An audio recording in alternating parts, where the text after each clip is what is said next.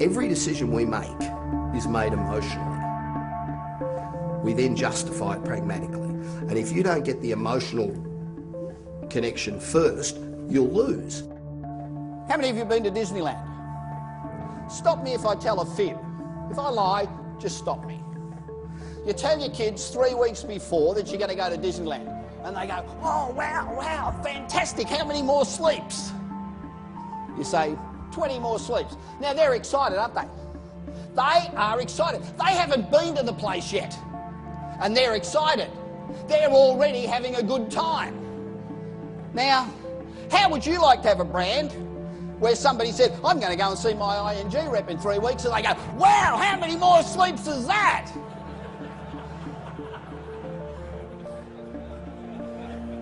Why isn't it happening? If you pick up this morning's paper or watch most ads on television or listen to the drivel they throw at you on radio, there's very little emotional connection. And I think the people who do emotional connections win.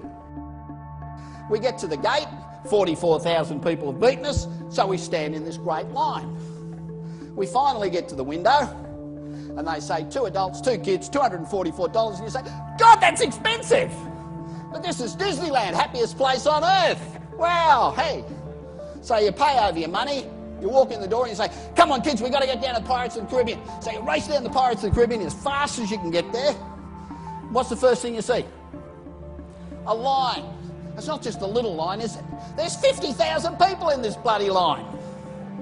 So you wait. And Disney, just to make you feel better, stick up a sign saying, the wait from this point is 1 hour.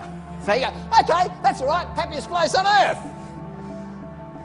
So you finally get into Pirates of the Caribbean, 2 minutes later, it's over. Okay, that's all right. Race down to the next ride. What's the first thing you see? A line. You stand in the line. You know, the average person who goes to Disneyland stands in a line for 6 hours and 20 minutes. 6 hours and 20 minutes standing in a bloody line. And what do you do when you leave? You say, wasn't that fantastic? I just enjoy being successful. I enjoy getting a result for whoever the client is, whether that be putting together a business strategy, or whether it's putting together a marketing strategy, or whether it's going out and knocking dead 1,000 people in the room. It's about achieving the result that you need to achieve. I've been doing this for a long time, and I work with corporations all over the planet. And we go in and we develop customer service policies, just giving every customer a great wow experience every time, and we change bottom lines dramatically. Not advertising, not promotion, not new products, just good, old-fashioned, bloody good service.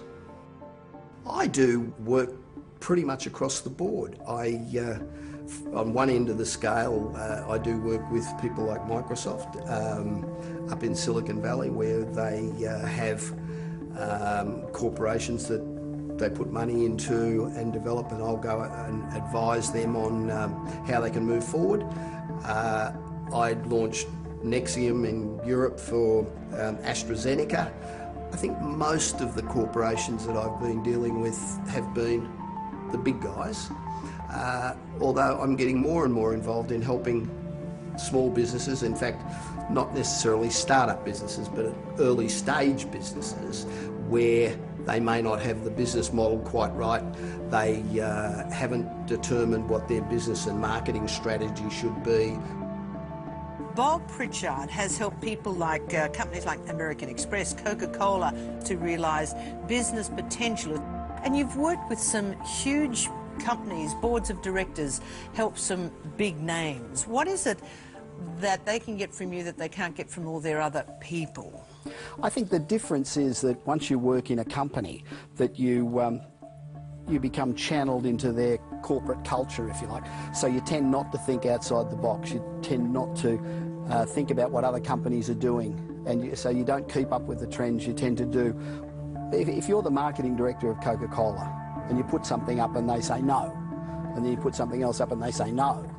Sooner or later you only suggest what you know the company's going to buy. Where somebody like me comes in and says, you've got to do this, and they go, wow, how fantastic's that? Because I speak on platforms all over the world, and because I get the good quality jobs, I think I've got 90 Fortune 500 companies that I've spoken to. You get to share the platform with all the best people in the world. And, you know, I'll go along and listen to 10 speakers at a job where I'm one of them, and you learn a hell of a lot, which enables you to then take that back to clients. One of the most interesting things I saw or heard was when Mark Cliff says, you know, boom and busts are driven by emotion. That's what he said. Boom and busts are driven by emotion. God, if boom and bust, the future of the world's driven by emotion, why aren't we using more of it? Why don't I pick up an ING brochure and go, wow, that's what I'm about? Why don't I feel this great emotional drive? Because that's what's going to get people involved. I'm not in the motivation business. People often say to me, you're a motivational speaker. I'm not a motivational speaker at all. I'm a person who gets across a whole bunch of information that is as simple as I can make it, so that they can walk out and implement it tomorrow, so that you don't get back to the office and say, geez, what do I do now? It's information that's practical, logical, you can implement tomorrow. And hopefully it's entertaining and motivating. This world is full of good people, and if you want to be the best, you have to put in the yards. And there's no shortcut to success. Hard work, hard work, hard work. They're the three keys. They're the only three keys.